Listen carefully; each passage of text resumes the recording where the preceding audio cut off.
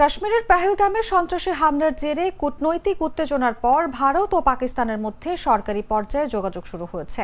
সিন্ধু নদীর পানি বন্টন নিয়ে 1960 সালে স্বাক্ষরিত সিন্ধু পানি চুক্তি অনুযায়ী সম্ভাব্য বন্যার পূর্বাভাস দিয়ে পাকিস্তানকে সতর্ক করেছে ভারত। সোমবার সরকারি সূত্রের বরাত দিয়ে পাকিস্তানি সংবাদ মাধ্যম জানিয়েছে, রোববার নয়াদিল্লি ইসলামাবাদকে জানায় জম্মুর তাওই নদীতে বড় ধরনের বন্যার আশঙ্কা রয়েছে।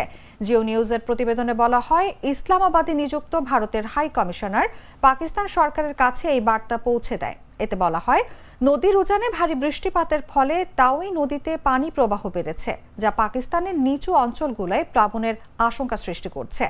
ভারত ও পাকিস্তানের পক্ষ থেকে এই বিষয়ে আনুষ্ঠানিক বক্তব্য পাওয়া যায়নি। তবে এই দাবি সত্য হলে প্রায় 3 মাস পর দুই দেশের মধ্যে প্রথম বড় ধরনের যোগাযোগ।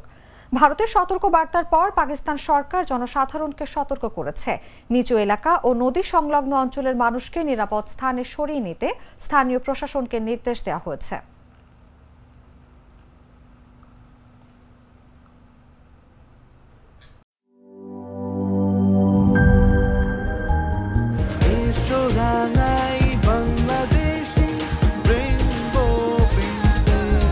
রেইনবো পেইন্টস, ছড়াও জীবনের রং।